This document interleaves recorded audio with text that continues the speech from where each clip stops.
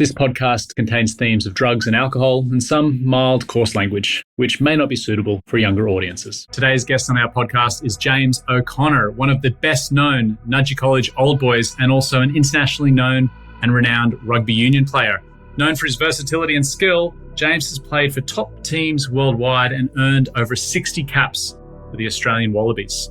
Well, today, James opens up with us about his challenges both on and off the field, what it was like playing rugby under Nudgee Old Boy Rocky Elsom in the Wallabies, and also the power of visualisation, keeping physically fit, and the importance of enjoying what it is that you do. This is Unscripted, the Nudgee College podcast, where we step into personal conversations with members of the Nudgee College community, from international sporting stars to small business owners and more. Let's get into it.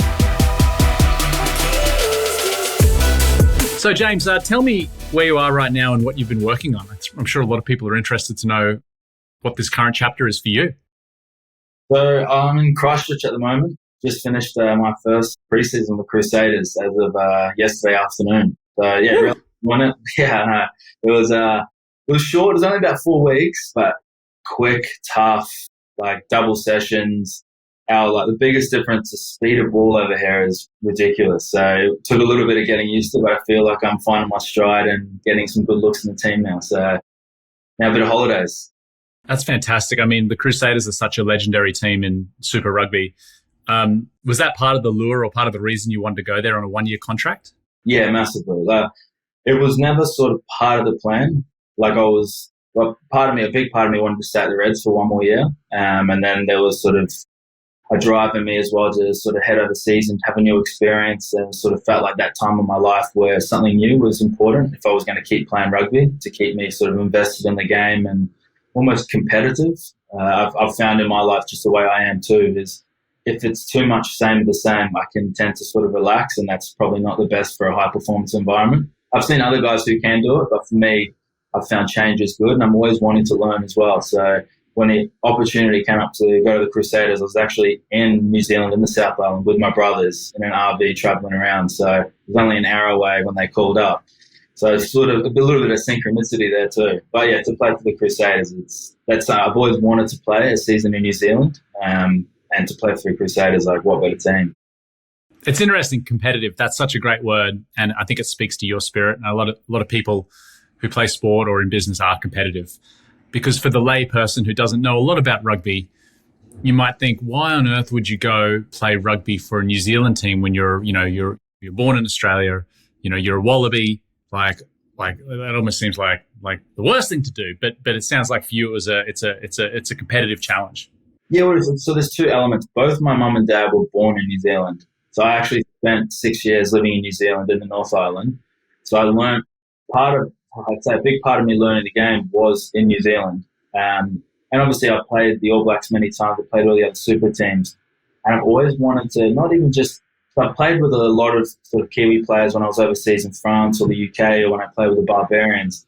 But a big part of me, I love competing at training. I love to see where other guys' minds are at, how they see the game, like how it differs from the way I play, and just almost test my mettle against them, which that keeps me young, it keeps me hungry, it keeps me active. So it is a strange move, but at the same time, like I was telling you earlier, I do have almost like the progression for me in my life is I would like to go into coaching. So to be able to see behind the curtain of a New Zealand super team that's probably the most successful ever in the Southern Hemisphere was a big draw card. Well, I want to talk about coaching a little bit later, but another thing you said there was progression. And what's that progression been for you like, to go from, the youngest guy in the team to now, I'm guessing you're probably one of the older statesmen or the elder statesman in the dressing room, right? Like, how's that transition been, and what are you observing? Got about 8 nicknames here at the moment, and Gramps is one of them. Really? Yeah, Gramps at 34, that's tough. I enjoy being the older sort of player in the team, I think, because the position I play as well is you're pulling the strings and sort of you're helping the coaches make game plans and deliver that on the field. So I actually enjoy that element. It was a big difference from, being the younger player in the team. Sort of you're just there, you're present. You're not really planning your day or forward thinking. You're just literally, you turn up, you do your job, and then you clock out. Whereas sort of when you're in a role I am now, sort of there's more responsibility. But again, I feel like that's progression for me because it draws me in closer. So I could easily, like I said, like in Brisbane, we live out in Pullumbah. It's so easy for me to just disappear and do my own thing with my wife and my friends. But that sort of element of me sort of being, you know, a leader in that group, one, because of my age and I guess because of how long I've been in the game, it allows me to sort of pull closer to the group and invest more of my energy and my time too. What sort of things do you say to the younger guys in the team? I mean, is there certain advice that you give to people who are in, you know, a similar position to you were as a young player in a high profile team?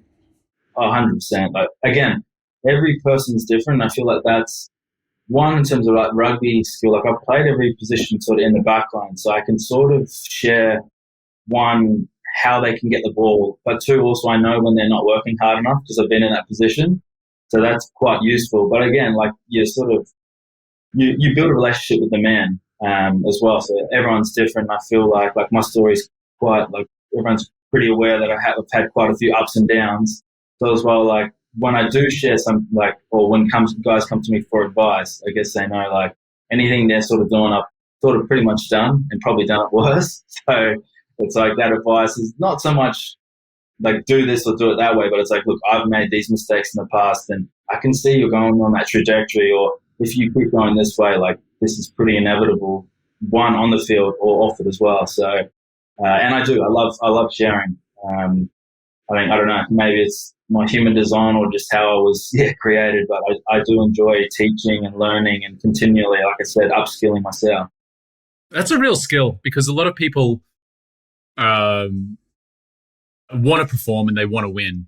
And there's something about upskilling others who are younger, mentoring, training, and I see it in my own work. Like there's something about taking someone who's entry level in the industry, for me it's film and television, and you're teaching them their craft and honing their craft. And sometimes you look at those people and you're like crap, if I had their skill at their age, you know, I wish I did. And I'm sure you're coming across some young players who have phenomenal potential that you're trying to sort of teach and train, but at the same time, you're competing with them as well for positions. That must be an interesting dynamic. Oh, it's a conundrum. It is. Because in one element, I went to so many different players and coaches to learn and hone my skill, and I'm sharing all my knowledge and giving them the tools of the trade to replace me.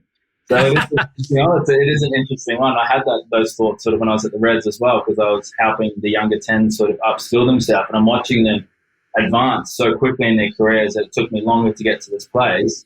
Possibly didn't have the same amount of help, but I'm like, oh, if I could move like that still, like, you know, that young energy, young legs, and they're sort of working on their mind. But I do feel as well, this new generation coming through, whether it's more access to social media, like information at their fingertips, they are a lot more conscious and a little bit more accountable as well. So they do, I feel like they're not going to have to make some of the same mistakes that possibly I made and even you made in the past, and then previous generations. They're quite tapped in and aware of themselves and like their footprint in the world. We've all definitely made some mistakes. You mentioned social media. How big of an impact was social media for you early? Like, I think back when I was at school, thank God we didn't have social media. You know, like I remember I was given a phone in grade 12 and I didn't want it. I was like, oh, I don't want my own phone. But like which is so, you know, a little bit selfish and crazy of me to think. But like, what was social media a big part of your time at Nudgee and then soon after? Well, I started with like MySpace and then Facebook.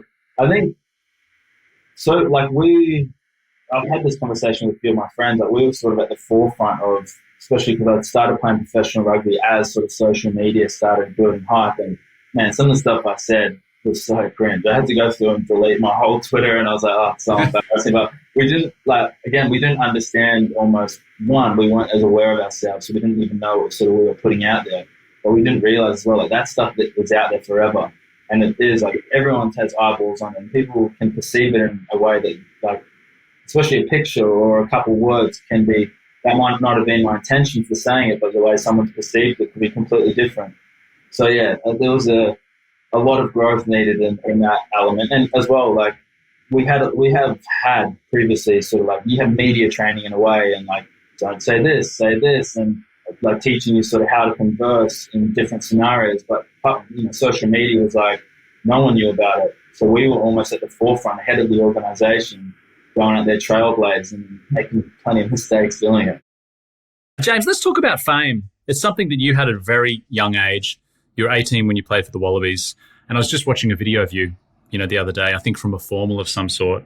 And, you had the spiky blonde hair and you're walking out in the arm of a beautiful girl and there's cameras and people taking photos of you. And I assume it was from high school or soon after. Yeah. But how do you think fame impacted you by having it at such a young age? How much of an impact do you think that had on your early years and your life now?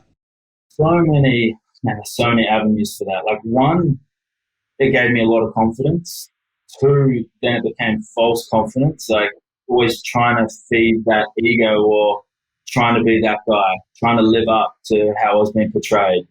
But then it gets to a place where it almost like I lost part of like my identity because I was trying to act and be this person who other people were writing who I was and who, like, this is sort of who I thought I had to be because of this, or getting put in rooms with CEOs and then having to communicate with them as a 20-year-old about finance and economics, and I'm just winging it. But then also going into rooms with other, like, so I was such a chameleon. And then I had, I guess, at the back of sort of my mind this whole time, it's like I had to be perceived as a person who was like doing the right thing always.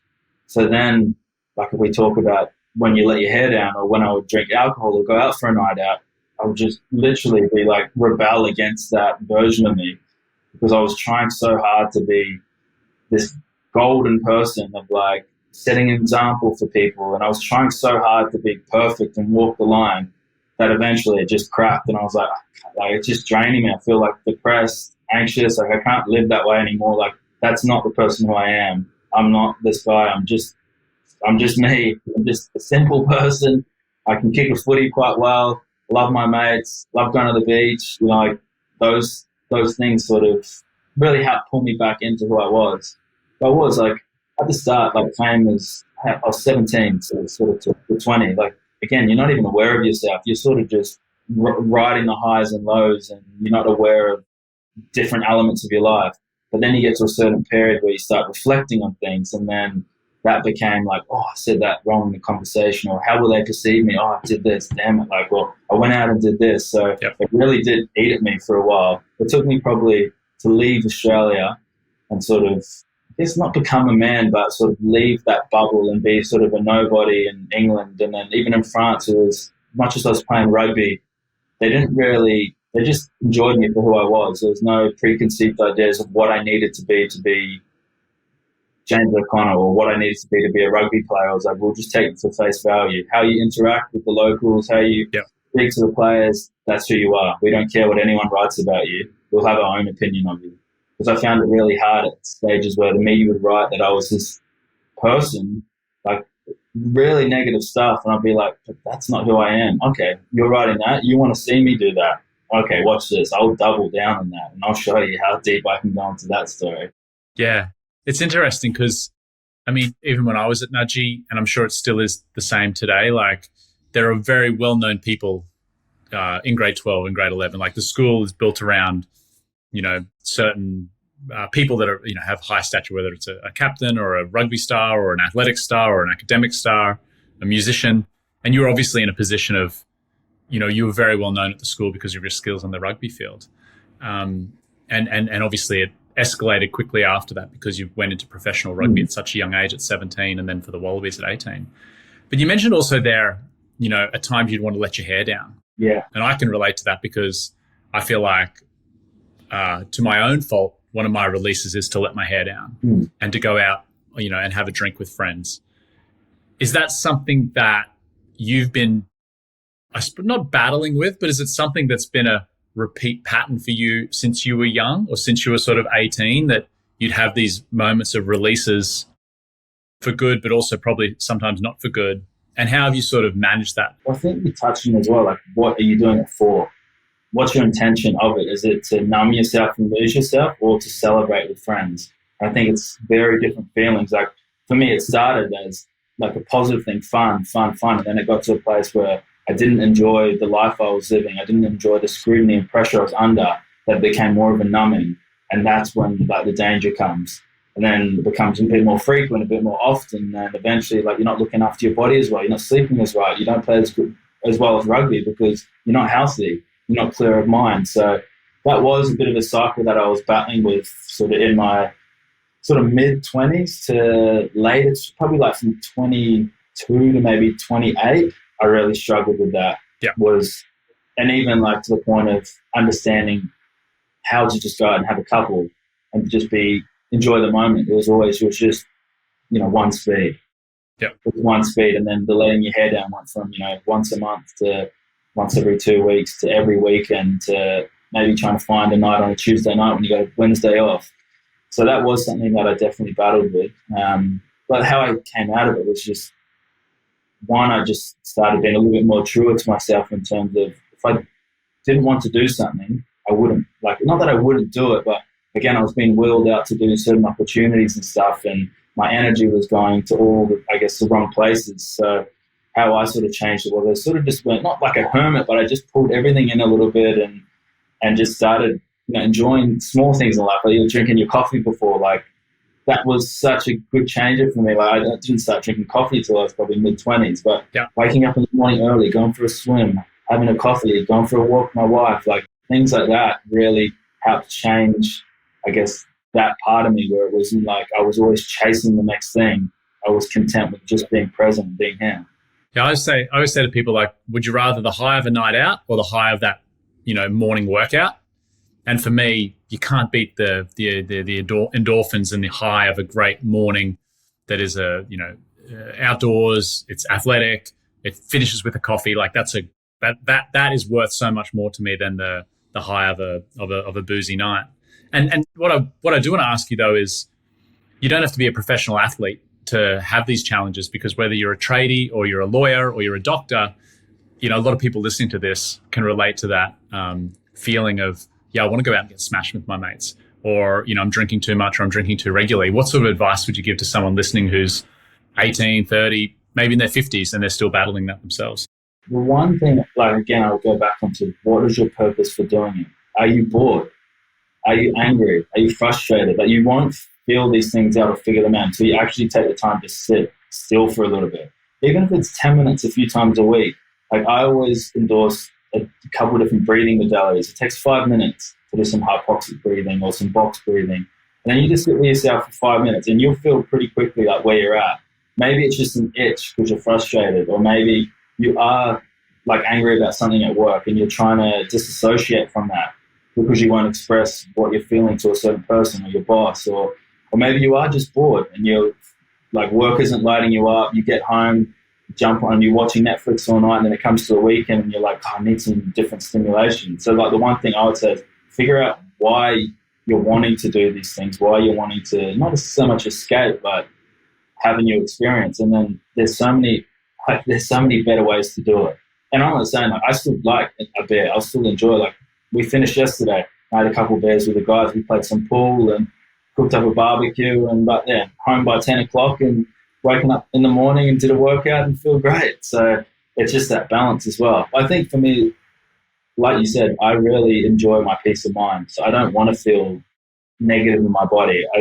You have a big night, you might miss your workout, and then you feel depressed and you feel sorry for yourself, and then you feel guilt for doing it. So quite a vicious spiral.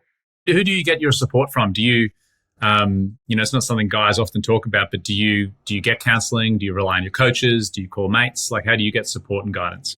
I've seeked out help in many various different ways, from psychologists to psychiatrists, and that never quite worked for me.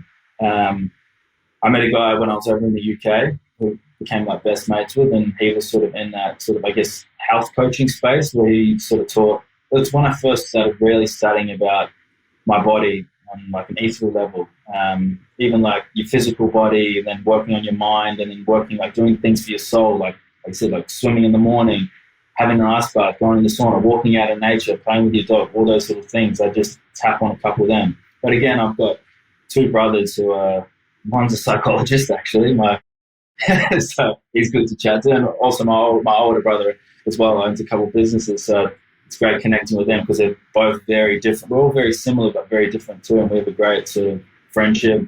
Again, I've got other friends who I've played with around the world who I connect with. I do have a few older, not so much mentors, but ex-coaches and stuff I connect with. But my biggest support is my wife. Like, we communicate about like anything and everything. Like, if I have a bad day, like, we'll go for a walk and communicate about different viewpoints and almost just like play the whole scenario out to just diffuse it. That's great. That's amazing to hear. And I think a lot of people listening can take something out of that. Stay true to yourself. What do you want in life? And then seek help, whether it's a wife, a friend, or support if you're battling some of those challenges. Communicate. If you withdraw from the world and hold it all in, you're going to explode. Yeah. Like, it's just, we're humans. We're herd animals. We're not meant to just seclude and be on our own and deal with things just on our own. Like, everyone says, like, a problem shared is a problem halved. Like, I truly feel that. I don't mean like just putting all your crap on someone else, but an actual proper conversation where with someone who cares about you and is genuinely interested in you succeeding and having a good life. Like, it's some of the most beautiful relationships you can have. And you don't need 10 of them. It might just be on one hand, 5 people you can communicate with, even 2. And different people for different things as well. Yeah, I agree. Hey, let's change tact a little bit, James. Tell us a little bit about your time at Nudgee, playing in the first 15.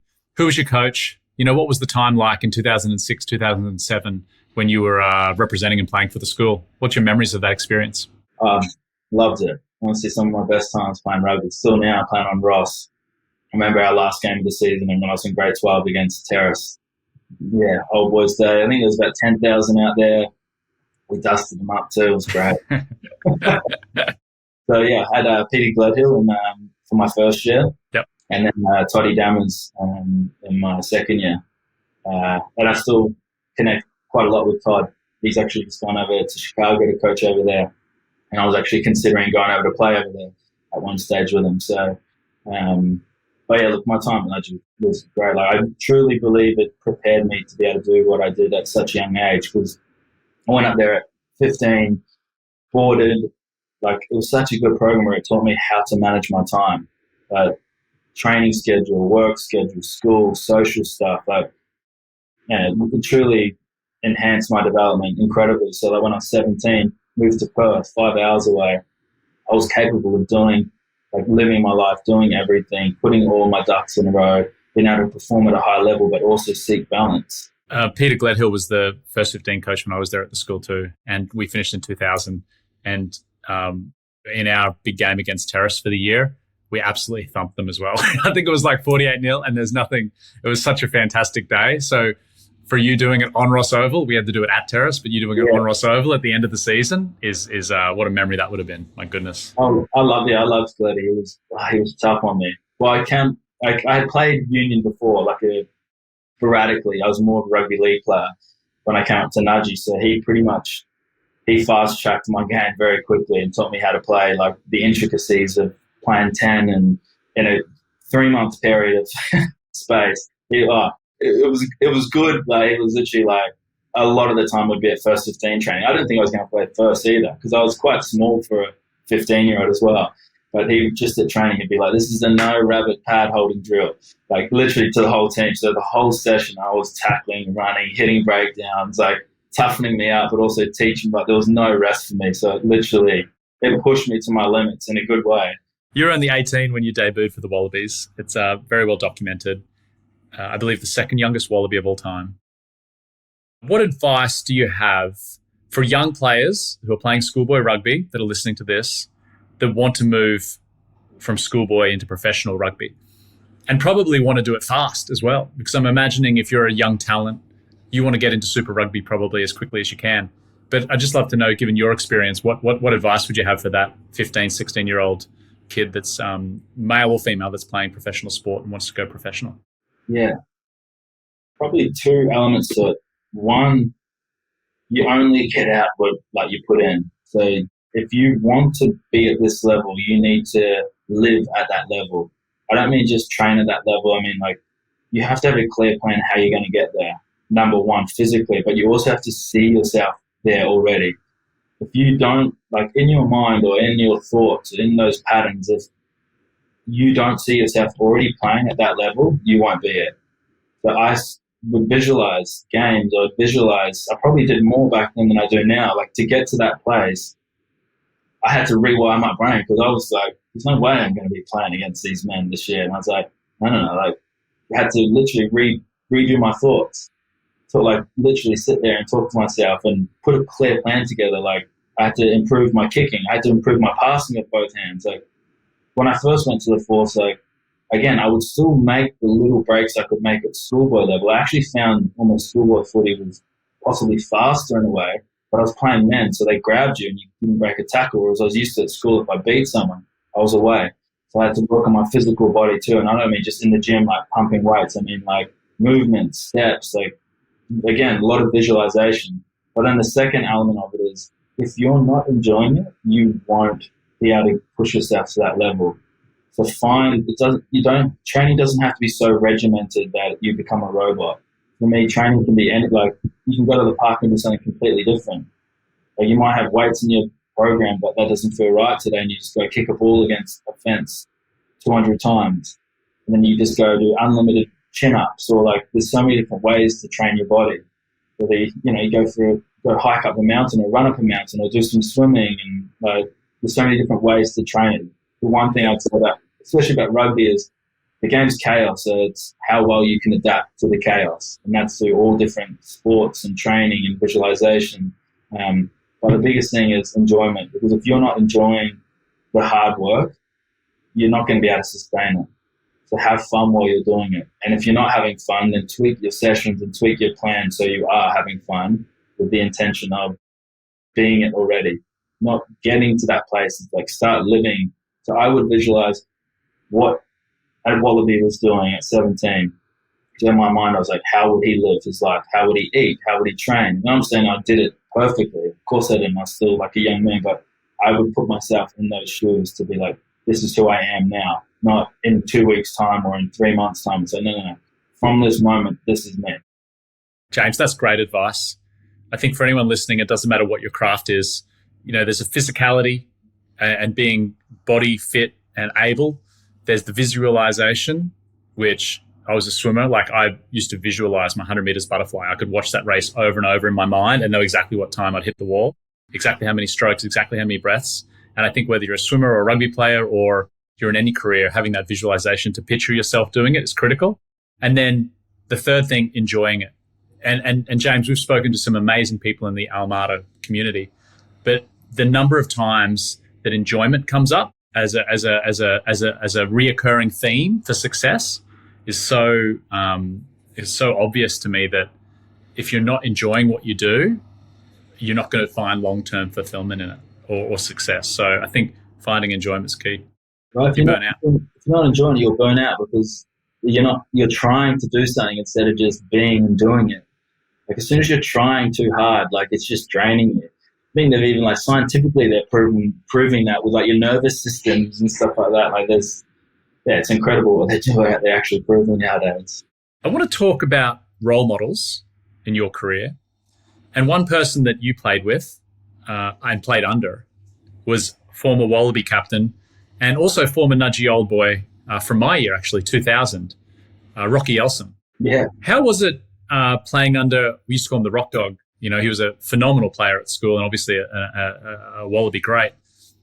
How was it playing under another Nudgee Old Boy in Rocky in your time in the Wallabies?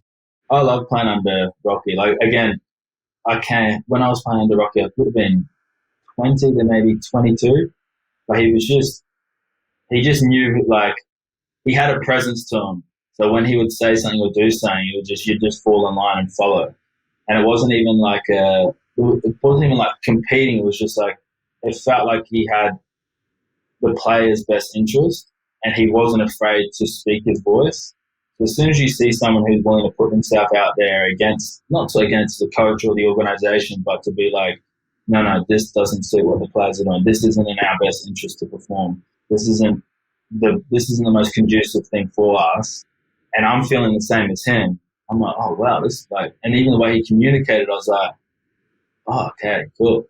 So yeah, my time underneath it was great. I thought he was a great captain. Yeah, how would you compare him to other captains? Like, where do you sort of hold that experience? Again, I felt like there's so many different ways to lead. And I think you can be put, and I've done it as well. I got put into a position of captaincy at 22 or 23 at the Rebels of the super team, which I was not ready for at all. But then because I was captain, I felt like I needed to change again who I was or how I did things. And then it becomes inauthentic. And people smell that, they feel that when it's not real. So I think the best captains I've had have always led in their own unique way, whether it was they were very highly intelligent people and could analytically describe things very clearly and break it down to the team so it was a clear game plan and everyone knew their roles, or whether they were a man of few words and literally just led through action and tore through people and wouldn't give away any penalties, or they'd literally say a few words, you'd lean in and listen like, what is he saying here? Like, or whether there's like some great leaders who can do both, which I've had some guys who can do the both and mesh them together and be authentic in that way. I'd say even like in life, the people who are the most authentic tend to sort of not so much get the furthest, but that's what I've found. If you can be authentic in yourself, one, you'll find that joy, you'll have fun with it, you'll be able to work harder, all those little things. I've got to ask, I know you talk about rugby a lot, but what's that moment of joy? What's that game that you think of when you think that was probably one of my personal highlights on the rugby field? Is there, where does your mind go to instantly? And you don't have to say the right answer, or the answer that everyone wants to hear, but I'd love to know what comes to mind for you. I've got a few, but the first one that comes to mind would be the Reds 2021, that Super Rugby AU Premiership. Yeah, it was a beautiful moment with that team, with that group, and for me myself as well. There's another one, my first game back in Australia in Perth with the Wallabies in 2019 before the World Cup. We beat the All Blacks over in Perth, and that was something like I had visualised myself playing, not so much in that game, but for the Wallabies again and beating the All Blacks. And at one stage, probably 6 months ago, like I was fighting my mind all the time. It's like, there's no way you're going to be able to do this. You don't have a contract. You're not in the squad. You're still playing over in the UK. Like, there is no clear pathway for you to be able to create what you're trying to create. But I held tight onto that dream, and I literally every day I'd visualize it. I'd, put the work in. I'd see myself coming back to Australia, playing with the Wallabies again and playing in that World Cup, and it happened. And I think that moment in Perth was like this big culmination of that aha moment of like, I don't know how we did this, but universe, thank you. And then there's probably my other probable game is in Hong Kong against the All Blacks when we beat them in that third Bledisloe. I scored the try in the corner and then realised I was the one who had to kick the goal. Congratulations. I know there's a lot of people that could sit around a campfire and talk to you about your rugby stories all night, because you certainly have. I know a lot of them from around the world. So congrats on an awesome career. On the flip side, things haven't always gone your way. And I'm curious how you've handled it, like professionally from, there's, times where your Force contract wasn't renewed. You had your Wallabies contract paused at one stage. And without going into all the details of what happened and why, what did you do to get yourself out of that hole or to dig yourself out of it? And was it a long process, or were you able to sort of switch gears and try and find the light out of such a negative sort of experience? I can move on very quickly, but that doesn't mean I have healed it. So I always found I could, as soon as I put my energy into something else, bang, I'm on that, I'm tunnel vision, I'm moving on. But I did feel a lot of hurt from a lot of those things. And part of that was obviously my fault as well, because I didn't communicate as well what I guess I wanted, and it came off like relationships there was tension in them. So all those things didn't need to happen, but I felt like when I feel things are unfair, I blow them up, or I had in the past. So that was sort of on me for blowing them up. But I was like, look, if I don't trust you anymore, we're done. Like, don't hide things from me. Like, be upfront with me. Like, you're asking me to be man to man with you, then you have to tell me these things as well. It goes both ways. And if I find out that you've done something else, then we're done. And that was how I sort of lived up until, I guess, 30, which, again, that's why there were so many blow-ups sort of in the media and stuff, because it was just like, no, I'm done. Like, there was no, then let's meet up, let's talk this out. It was like, once you've abused my trust, we were over. But then again, like, I didn't have the platform. It wasn't like today I didn't have the platform to or even the words to be able to explore how I explain how I felt. So then I was always perceived as the bad guy. But how I dealt with it, again, I had to heal a lot of those things that I just swept under the rug. But from that, I'm a big believer in like trusting your gut.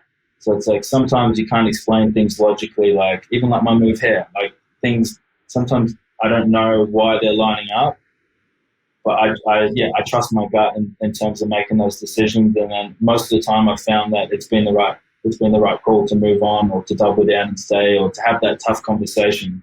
But yeah, there's no. Are you still healing from some of those experiences that were negative, or have you moved on? I've moved. Like again, there's always something in your life that's not going to be synced up perfectly. There's always something that you've got to deal with. Yep. Like a good way it was explained to me is like everyone has their own issues. Everyone's got a backpack full of problems that you carry around with you. Even if you go to the other side of the world, you've got to take that backpack with you, and eventually you're going to have to deal with it. But what you get better at doing is if you're actually honest with yourself, is you can carry more in the backpack and it doesn't affect you as much. So like, again, those things that I needed to heal from, they weren't even big situations, but they just hurt me because I felt like I'd given everything to a team or to this person, and purely my intention was pure, and they twisted and made me look like the bad guy, which really hurt me because I was like, I thought we were friends. I thought we had connected on a deeper level than just employer, rugby player, or there's been other situations as well. So that was sort of the healing I had to do with that. And there's a lot of guys who've had conversations since then, and we've nutted it out, and I've seen their point of view and understood where they came from, and yeah, we're good in that element. So yeah, I've definitely healed those things. That's good to hear. I mean, I can imagine the pressure and the reaction and the stress that you'd be under. It's like receiving an email. Sometimes when you receive an email, the way you read it can be interpreted so many different ways, and it's just like an article going out in the press. The people will see it, they'll read it, they'll interpret it their own way. 9 times out of 10, you probably are labeled as the bad guy. I'm not saying you're always the good guy, but it is very much, you don't really have much of a platform to discuss or be part of that conversation that's being shared too, which is hard. Well, I can't compete against an organization or, a business or someone who's got 10 journalists in their pocket. Yep. Whereas we're told not to speak to any journalists individually. So it's like an unfair game. You're already at a disadvantage. And then if I do say something, I'm sooking. So, like again, that's all. As you grow and you get older, you realize like no one's really out to get you. This is the information they've been given. They're just doing their job. Literally everyone's just trying to live their life. But I would take things like so black and white. So I was like, nah, you've abused my trust. Now we're done. I'll move on, which wasn't conducive in a lot of it wasn't healthy in a lot of ways, but it also led me on my journey to go overseas, to experience all these things, to be able to learn myself, to be able to understand where they were coming from, and now to be able to come back and be at peace. I think that relates not just to a sporting organization, but anyone who works for a corporation, a multinational corporation. Like, you are always at the mercy of, a bigger engine or a bigger machine. So I'm sure a lot of people can relate to that. Hey, mate, let's talk a little bit about team dynamics, building a supportive environment. What team comes to mind for you over your career internationally or here in Australia that's sort of been that environment that you've felt has been extremely supportive and has really strong team dynamics? I mean, of course, apart from the Nudgee First 15, 2006, 2007, are there other teams that come to mind in your career where you're like, wow, that was a really unique unit? Literally, there's been positives in every team I've been a part of. They've done it differently. Like, everyone's striving for connection. They want to be the team that has the best team culture and cares the most. But again, you can't fake that. It's a feeling. The players know, the organization know. And I'm like, instead of like picking out, like, there's been times in each team where I've felt really connected, or I felt like the brotherhood's strong, or I felt like the whole organization is on the right trajectory and we're all in this together.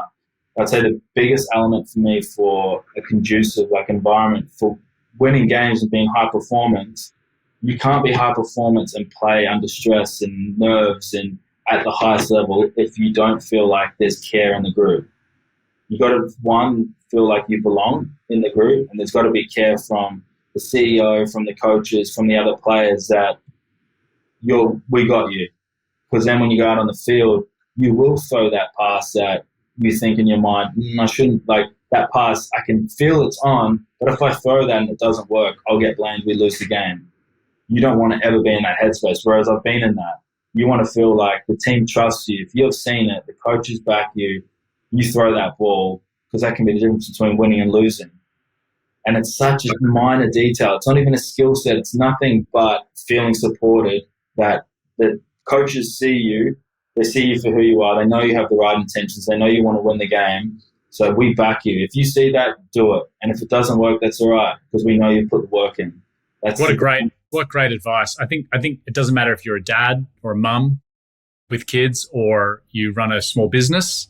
Being that leader that trusts your team and encourages them to go out and play the way they play, or achieve what they want in their careers, or to chase the goals they want to chase, and having that trust and support from their leader is such an important thing. So I think a lot of people will get something out of that. I really do. Hey, mate, let's talk about, we've asked everyone to bring an item from their Nudgee days and explain what it is or what its significance is, whether it's a jersey or merchandise, a gift. Is there anything that you've brought along, or anything that sort of materializes a wonderful memory from your time at the school? Well, I don't have it here, but my first 16 jersey is the one that's hanging up at home. So it's hanging up? Right, it's hanging up, yeah. So it's hanging up next to my debut jersey. I love that. So all I have is two jerseys on the wall, and one's my Nudgee one and one's my Wallabies one. I'm sure I'm going to put a few more up eventually when I set everything up, but that one meant a lot to me.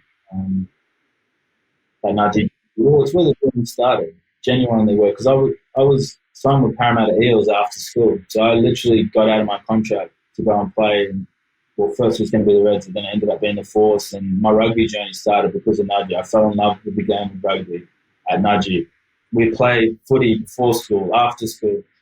Like if we studied, at night, we'd study for an hour and a half, then we'd have a little bit of supper, and then, if we were well behaved, we'd be able to go to the gym for 45 minutes and do another session, or I'd be doing one-on-ones with some of my mates in the dorms, literally practicing our footwork at 8:30 at night. We were doing 100 passes left and right. We'd do it all again the next morning. It was such a, not only rugby-wise, but as my personal development, as a young man, it skyrocketed because I went to Nudgee and boarded there. I couldn't speak more highly of the place. I agree. I boarded grade 11 and 12, and I couldn't speak more highly of it as well. And congrats, James. I just want to say thank you so much for joining us on this first series of these podcasts. It's you're one of those guys who is known by everyone at the college.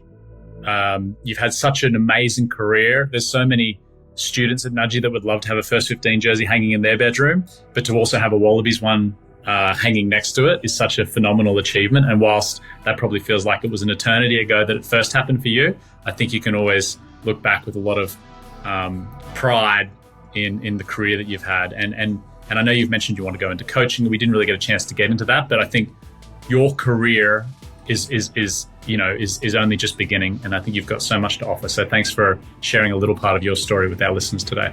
Appreciate that. Thanks, guys.